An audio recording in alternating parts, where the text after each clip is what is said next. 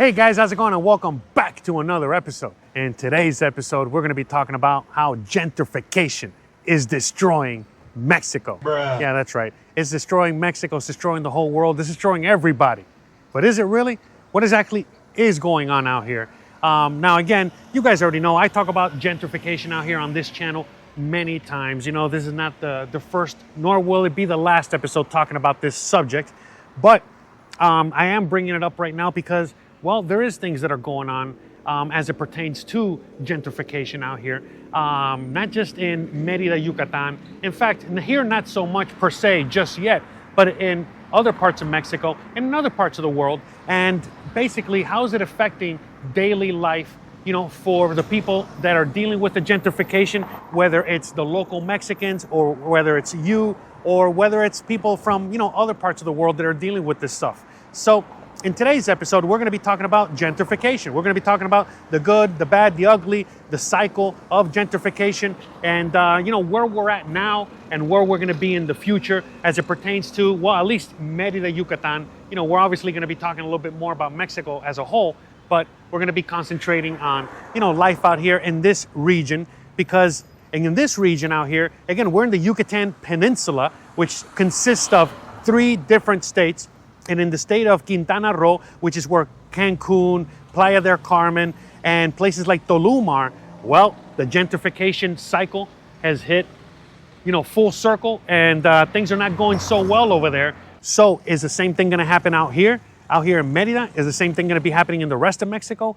Is the same thing happening in other parts of the world? And what exactly is causing it? What exactly is going on, you know, with all of that?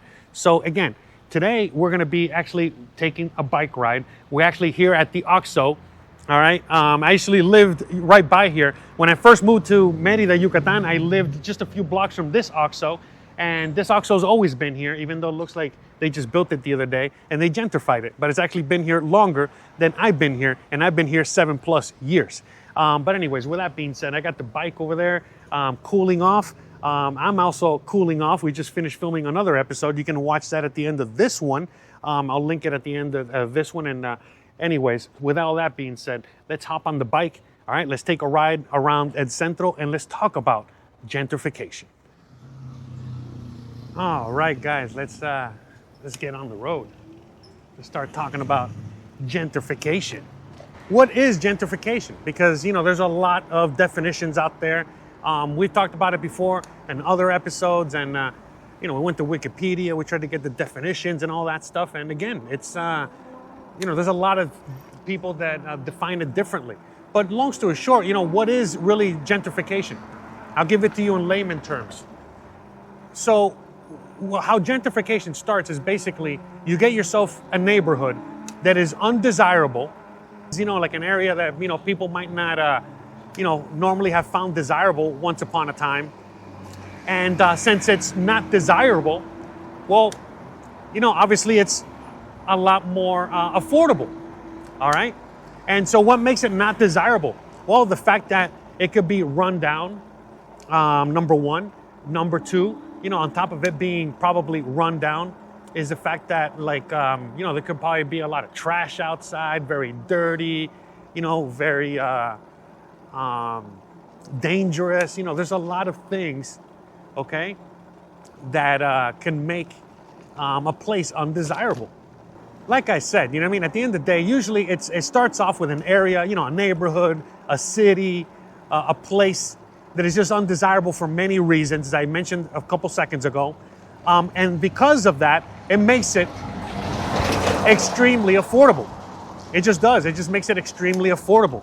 And because it's so affordable, a lot of people move in that might not have the most amount of income.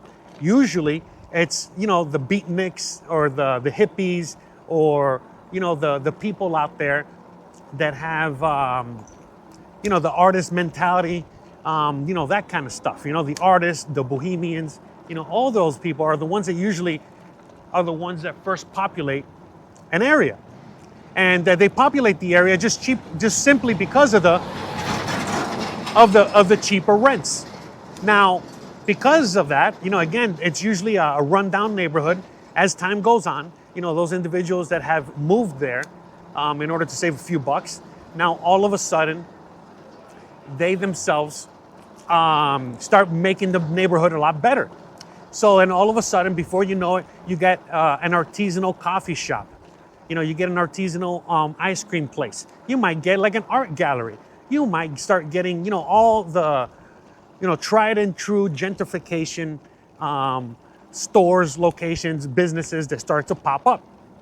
Now, eventually, the neighborhood gets so beautified that the locals, get very happy because they're like, oh man, finally, someone is taking care of this neighborhood. Someone is actually investing in the neighborhood. Now we have nice things in the neighborhood. This is wonderful. This is great. And everything is still affordable. But then, as time continues to drag on, here, let's go down this way here. As time continues to we got someone behind me. A lot of traffic today, Friday afternoon. But as time continues to drag on, then more and more people start finding out about the really cool and hip neighborhood that at one time was very dangerous and undesirable. And so now all of these people, they've discovered a brand new neighborhood that is up and coming. It is still affordable. And before you know it, people start moving in or they start traveling there like tourists or both. And as that continues to happen and more people show up, well, then now the local business people, whether it was the artists and the bohemians that first, got into the neighborhood or the locals that were there from day one, before anyone showed up, now all of a sudden, they are, seeing dollar signs, and they see that all of a sudden now people are interested in their neighborhood, their area, and they're like, okay, well, I guess it's time to cash in.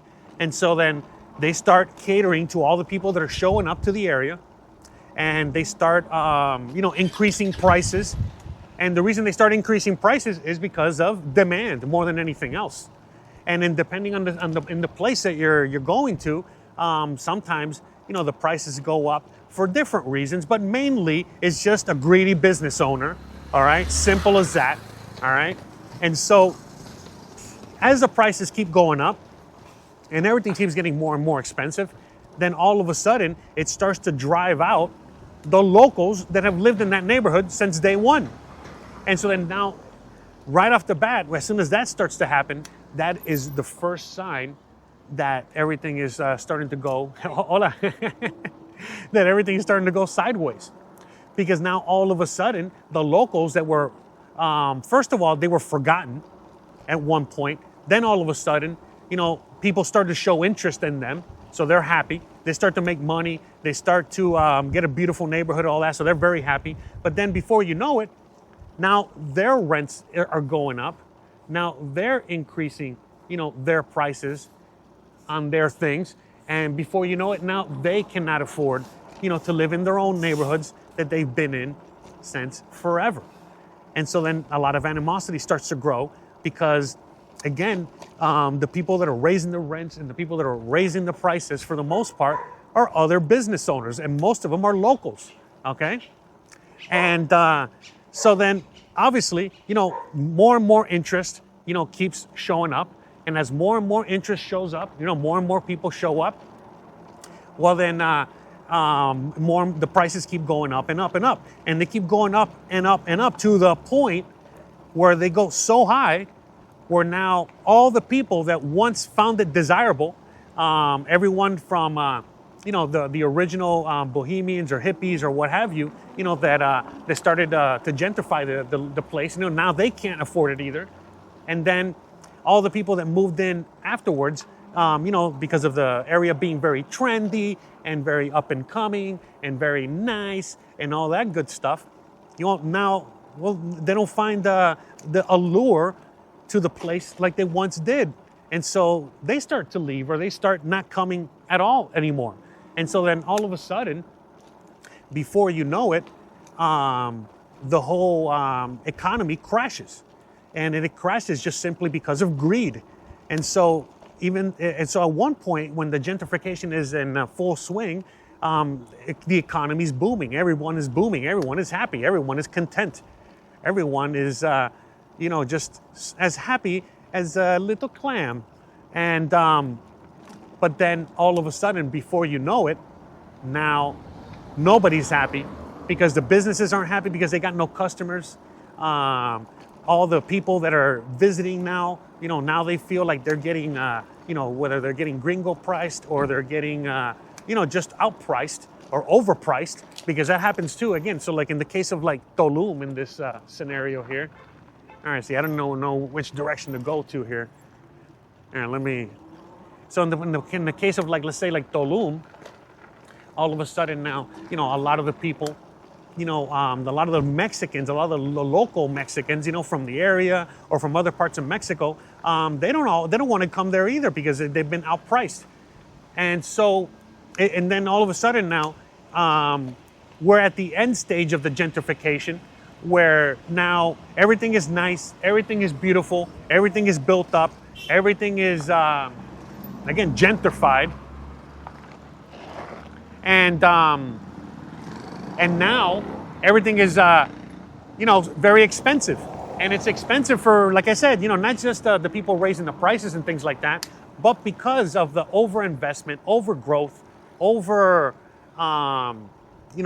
excitement over the place, and again, so many people showing up that all of a sudden, all the people that came in late to invest, late to build a restaurant, late to build a business, late to join the party later on, well, then guess what?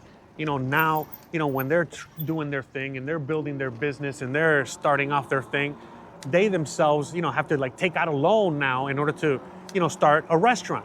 And they do it at the peak. And as soon as, the gentrification bubble pops, well, guess what? Now that restaurant is underwater, or that business is underwater, and that can go on and on.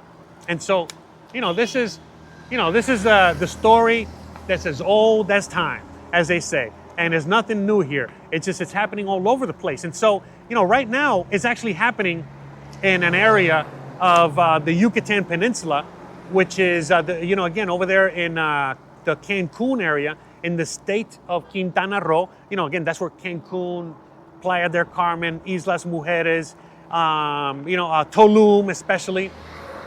All these places now. Again, Tulum many years ago used to be a place for, just hippies. And it was really cheap and nobody even wanted to go out there. And now Tulum is a place where they're going to charge you, $500 for a pizza type of thing. Now, I know, you know me, I like to exaggerate and I like to, exacerbate, the thing a little bit. Obviously, they're not charging $500 for a pizza, but they're charging a lot of money, for pizza or a nice coffee or whatever it is. And so for a lot of people, well, no one's going to Tulum anymore. Well, not really. It's funny I even mentioned this because before I even filmed this, I was talking to a friend of mine, a Mexican friend of mine, and he basically was, anyways, long story short, he was just telling me, he's like, oh, I'm in Tulum right now. Me and the girlfriend are taking a vacation. And I'm like, oh, really? What are you doing there? And he goes, oh, because of the whole thing with the gentrification and nobody's coming out here. Everyone's dropping prices to the floor. So basically, they're out there for like 4 or 5 days and only paying a fraction of what they normally would have paid. All right. By the way, right next to me is El Parque de las Americas. All right. This is where I come sometimes with Christian at night, in order to, get some yummies. Here, let's go a little bit through here so you can see a little bit more of the park. So yeah, I mean, it is very interesting, to say the least. Oh wow, they paved the roads. Oh wow, they made it nicer here. Yeah, we haven't been here in a few months because of the rains. It's been raining at night, so we haven't come through here. Very, very nice. I love the park. I love this area here. All right, here, all right, we got it. So that's basically how, the cycle, that's like how the cycle basically kind of functions when it comes to like the whole gentrification thing. Now, obviously, there are many people that will have their words on this, they will have their opinions, they will have their, their own numbers, their own facts, their own whatever. There's an open conversation, as you guys know. I love to have open discussions and conversations on these topics on this channel all the time. So please feel free to go on ahead and let me know what your thoughts are down below so we can keep the conversation going, all right? But with that said, we're starting to see that cycle the end of that cycle started to seep in here to Merida as well. Again, it pains me to say this. It kind of hurts me to say this, but it's the truth. Again, we are in the Yucatan Peninsula. We're right in the middle of the Yucatan Peninsula, all right? And so, again, Tulum, Cancun, all those areas, they're all the way on the east side of the peninsula. On the west side of the peninsula, we have Campeche, but right in the middle is the Yucatan, the state of the Yucatan. And that's where I am. We are in Merida, Yucatan.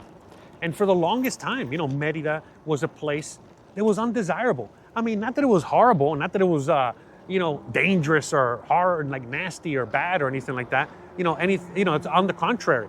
It's always been an amazing place, and people have always wanted to, to come out here and be out here and all that stuff. But the reality is that, the main people that would come out to Merida back in the day were, let's say that you were, in Cancun on vacation, and you were on an extended vacation, and you wanted to see a lot of the archaeological ruins, the temples, all that stuff, all the stuff that I show you on this channel when we go out adventuring, when we go out to the villages and the pueblos, and we get to see all those, Mayan temples and ruins and all that stuff.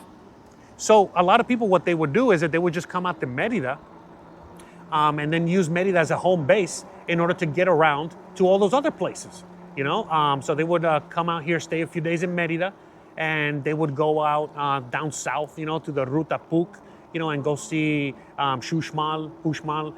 They will go see, a bunch of the ruins and a bunch of the areas around here. Because usually if you're just coming to Cancun, you go to Chichen Itza, you might go to the temples out there in Tulum, and that's about it. But so for some of you guys out there that are a little bit more like Indiana Jones, by the way, the original Indiana Jones, the actual story, the movie, the whatever, was based on a real guy, on a real story. And guess what? The guy lived out here, all right? I don't know where the house is, all right? But I got to find that for a future episode, and we got to go visit that house because I think it's a museum. But yeah, Indiana Jones is from here, from Merida. And so you can kind of see it because of, if you watch those movies and you know what it's about and you know what we have around here, you also know what it's about. So it makes a lot of sense. It's pretty cool. But anywho's, with all that being said, that's all this place was. This place was for, nerds that wanted to go on vacation, like me. I wanted to go see, the ruins and the museums and things like that. But as time has gone on in the last several decades, but especially in the last decade, what's actually been going on, again, since I've been here, what's been going on is that this area has also gotten extremely gentrified because it's gotten extremely popular. And why has it gotten so gentrified and so popular? Well, for many reasons, because people are discovering this place. A lot of people might put the blame on me, because I'm the one making all these YouTube videos, talking about living out here and all that stuff. But the reality is that there's a lot of interest out there. Again, the government. There's a lot of investment. There's a lot of people out there that are basically doing everything possible, all right, in order to make this area very popular. All right, it's just a fact. And so as time has gone on. So what has created a lot of the growth out here? Well, simply because a lot of people originally might have wanted to go to Cancun, or might have originally wanted to go to Tulum, or wanted to go even Mexico City or some of these other places. But those areas have gotten so expensive and so gentrified. They've gotten so nice that now that for a while now, for a lot of people, it was starting to become inaccessible. So, for example, if you were a Mexican living in Mexico City, again, a Mexican living in Mexico City, and now all of a sudden that city has gotten too expensive for you, you yourself have been gentrified out of your own neighborhood, well then those Mexicans were looking for a place to live, and so they moved out here. A lot of you guys as well, looking for, better options and a better place to live as well. You guys have also moved out here, and I could go on and on. And so, obviously, as other places have become, more expensive and a little less desirable to go to, well, Merida has been experiencing the complete opposite of that. And so therefore we've seen an exponential amount of growth. But, now we're starting to see in certain areas, and you see me travel through some of these areas. We're not traveling through that area right now, but there are areas in El Centro that have now become so overly gentrified that even the Mexicans that came out here originally, they're finding it extremely expensive. They're finding it too expensive. They're finding it too gentrified and too out of their price range, and just inaccessible to many people now. And so because of that, now Merida is starting to see a little bit of what is already going on in places like Tulum, but not just Tulum. Again, the reason I'm even bringing up this whole gentrification conversation up to begin with is simply because this is a conversation, this is a talk that a lot of people are having in many parts of the world. Okay, because like right now, again, you can watch a video about, let's say, Las Vegas. Let's say, there's a lot of YouTubers, a lot of people that do videos on Las Vegas. They travel to Las Vegas, they live in Las Vegas, and Las Vegas now, Las Vegas now has also become extremely. All right, one second. I want to make sure. Has become extremely inaccessible as well, and that's the truth. And so I hear it all the time now. People that have always been going to Vegas, love Vegas, and now Vegas is like a. It's all right. Hold on. I just want to make sure we're still recording here. Yeah, sorry, but I had a little hiccup there with the camera. I bumped into it by mistake. All right, but anyways, and so like for a place like Vegas now, all of a sudden they're starting to see the same kind of situation, where all of a sudden, Vegas is dead. Nobody isn't going to Vegas anymore because everything is just extremely expensive. They want to upcharge you for everything. They want to basically drain your pockets, from the second that you're there all the way till you're out of there. And, all of a sudden, places like Bali, Bali used to be a very popular place once upon a time. But now, again, I see YouTubers out there, and it's the same thing. Same thing that's going on in Tulum, same thing that's going on in Vegas, same thing that's going on in other places, around the world. Again, Thailand, a lot of people, always, kind of chose Thailand as a popular spot to go to as well. But now people are going to other places around Thailand. Because again, in Thailand, there's not necessarily Americans and Canadians going out there per se. It's a lot of Chinese, a lot of other people. But again, they're dealing with the same thing. And why is it that all these people, all these areas are dealing with the same thing? Oh, I can't go this way, huh? Maybe I'll go this way. And so, and it's because of that gentrification cycle, the cycle of gentrification. And so that's the thing. And so, as I was saying earlier, I was talking to my friend. Again, it was just a happy coincidence, it really was, that I was talking to him, and he was telling me that he was out there in Tulum, and then how extremely cheap everything was all of a sudden. Because if you watch any of the local Mexican news, this is all over the Mexican news, all the Mexican YouTubers, even American YouTubers, but just all kinds of people are talking about the fact that what's going on in Tulum, and kind of using it as a cautionary tale, for the rest of the country and other areas like that. And so, but again, just listening to him talk to me and tell me about, what he's doing out there with his girlfriend in Tulum, it made me smile, because again, it's just like basically what I'm talking about today, that it's a cycle. So what happens at the end of the cycle? Well, at the end of the cycle, once everybody disappears, the locals are now stuck, with, they're stuck with a brand new, fancy neighborhood, fancy city, all the bells and whistles, but they're also stuck with the high prices. And you know how it works. In many areas, in many instances, once the prices go up, they never go down. But that's not always the case when it comes to gentrification, okay? Because again, now as the prices have gone so far up, and they've driven away everybody out. They've literally driven everyone out. The tourists, the locals, the foreigners, everybody. Everybody's just been driven out. Now they are begging. All right. Now they're basically begging, everyone out there to come back. All right, and not just come back, but to please come back and spend money and come back and, we're sorry, for making everything so expensive. We're sorry for closing off the beach. We're sorry for doing this. We're sorry for doing that. But again, as the old saying goes, too little, too late. All right? And for many people, again, it's just like, should I go that way? Nah, let me not go that way. Let's just stick to this road here. And for many people, here, let's just go this way over here. And for many people, like I said, it's already too little, too late. And but again, not for everybody, because like I said, my friend is taking full advantage, of the situation. And I'm sure a lot of you guys would also be taking full advantage of the situation. This is why I'm making this video. So even though the cycle always comes to an end, and when it comes to an end, it makes everything extremely expensive. So expensive that it drives everybody out. And now every business owner and all the locals are desperate, all right, in order to finally get that money back, to get all that business back, to just get everything back to, at the very least, where it was before the gentrification.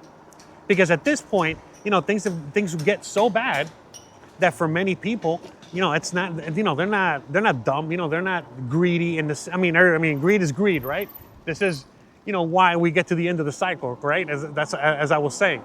But what I meant to really say is the fact that, most people now, the greed, obviously, once everything is gone, so is the greed, because now it's all about survival all over again. And so people will drop the prices back all the way to what they were originally, whether it's hotel prices or attractions or restaurants or everything and anything in between. And it's because they have to. They don't have a choice. It's either they do that or they just don't survive. And so right now, again, my friend is out there in Tulum and he's taking full advantage of that. And I believe that the same thing is going to happen in other parts of the world. Eventually the cycle is going to come full circle in Bali, in Thailand, in Vegas, and out here in Merida too. I feel like right out here in Merida, the bubble still hasn't burst per se. We're getting close to the bubble bursting. I can see it. I can feel it. Me and Jose Novello, we do house tours. We do those house videos a lot. And, from when we started doing videos over a year ago till now, things have changed dramatically. I remember homes, in my opinion, I felt like homes were a lot more expensive a year ago. And now the homes have come down in price. Or at the very least, you're getting a lot more bang for your buck, these days for the same price. Because I remember over a year ago, we did a video on a house that was around like 1 million pesos, give or take. And it was a crap hole, to say the least. I mean, not a crap hole. I don't like to say that about the homes, but again, just compared to a year later when things changed again, when things changed. And now a few months ago, me and Jose did a home tour, again, around 1 million pesos. And now instead of just being a one small home, affordable, affordable housing home, now all of a sudden it's, you can, for the same price, you can get like a bigger home, like a like a 2-bedroom, two bathroom home, bigger yard, bigger everything, and so on and so forth. And it goes with everything else. If we go down Restaurant Row here, which is Calle 47, Calle 47, you very quickly see all the restaurants there that have been overly gentrified. And, they have been overly gentrified. Now we got traffic. Here, I'll show you the traffic so you guys can see what I'm dealing with here. Anyways, it's gotten overly gentrified to the point where, again, a lot of the restaurants are empty most of the time. Not always, but a lot of the times you see more and more restaurants, they're just empty. And so, and again, they're empty just because they're too expensive and there aren't enough people that have that kind of money to spend, or they just don't want to spend that kind of money on that kind of stuff. So now you're starting to see, other places, open up, or other places dropping their prices. And like I said, the cycle continues. So that's my opinion on the gentrification situation. Again, it's not the end of the world. It's not, a horrible situation. At the end of the day, it's a cycle. And we all got to be, 100% aware of that situation. All right, hold on a second, because I just got a Uber here. I mean, it's not Uber. I got to make sure I'm going the right way. And so, all right, 1 second. Hold on. And so, yeah, that's the way I see it. You know what I mean?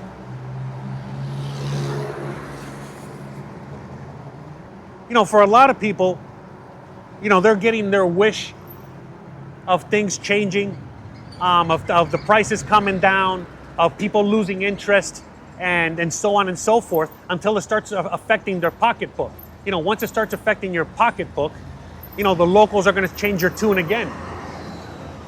Because that's the thing.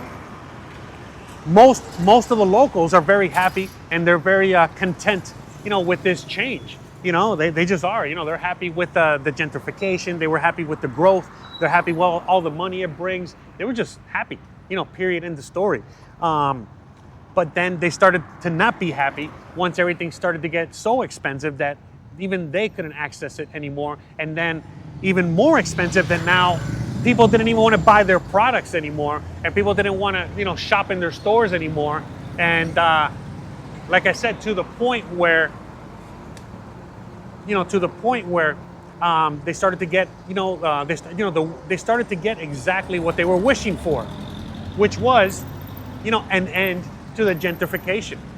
But again, as soon as that gentrification ends, AKA they get their wish, well, it starts affecting their pocket, it starts affecting daily life, and now all of a sudden, before you know it, now they're crying again.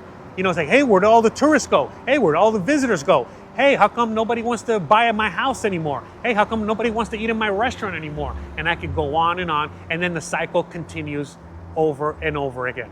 And that's basically, what it boils down to. You know what I mean? It's just a cycle. And